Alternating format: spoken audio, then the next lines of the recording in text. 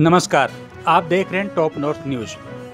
चर्चित paper leak प्रकरण को लेकर प्रवर्तन निदेशालय यानी ईडी ने राजस्थान चुनाव की सरगर्मी के बीच आज पीसीसी चीफ डोटासरा और कांग्रेस प्रत्याशी घोषित हुए निर्दलीय विधायक ओम प्रकाश हुड्डा के घर पहुंचकर दबिश दी।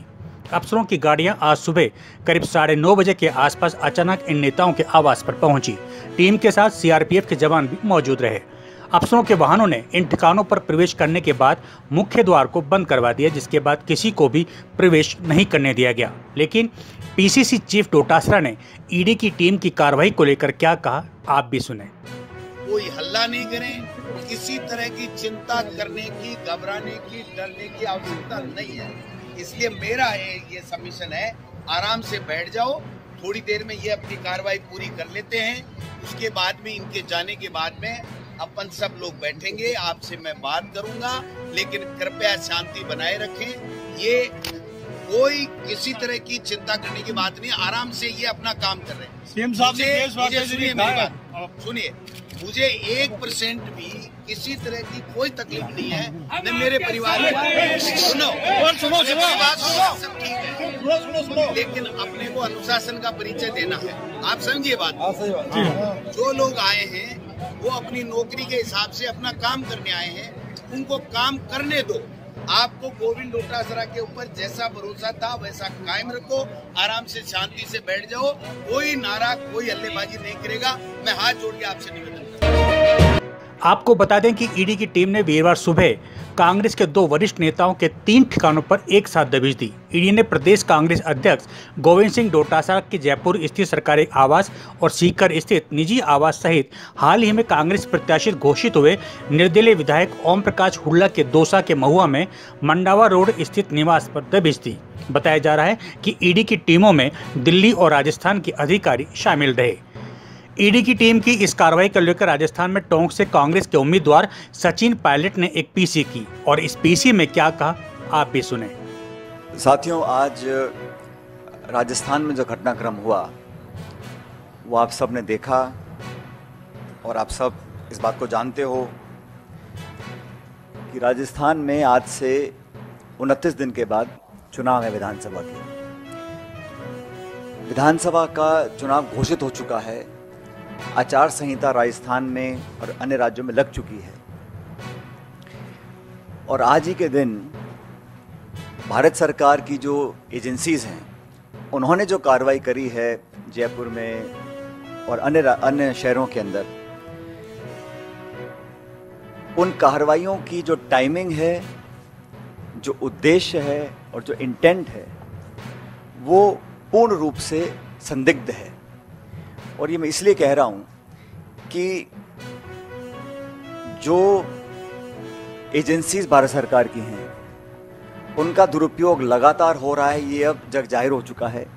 लेकिन चुनाव संध्या से ठीक पूर्व, ठीक इलेक्शन से पहले जिस प्रकार से एजेंसीज को राजस्थान में छोड़ा गया है, कांग्रेस पार्टी के नेताओं को भयभीत करने के लिए, आतंकित करने के लिए, देश और प्रदेश इस बात को बहुत गंभीरता से देख रहे हैं। कांग्रेस पार्टी करप्शन के खिलाफ है, भ्रष्टाचार के खिलाफ है।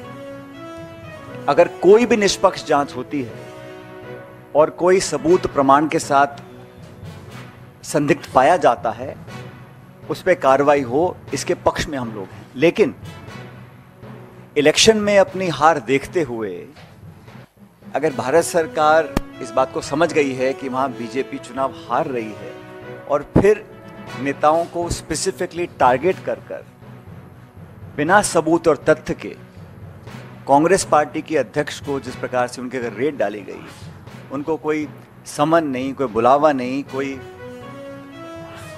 सबूत नहीं, और इस प्रकार की जो रेड डाली गई है वो सिर्फ एक संकेत देने के लिए दी गई है, मैसेज देने के लिए दी गई है कि अगर हम पॉलिटिकली कमज़ोर पड़ेंगे तो हमारा साथ देने के लिए नाना प्रकार की जो एजेंसीज भारत सरकार की हैं, चाहे वो सीबीआई है, ईडी है, इनकम टैक्स है, उनका हम दुरुपयोग करेंगे और लोगों के अंदर एक तरह का भय पैदा करने की हम कोशिश करेंगे।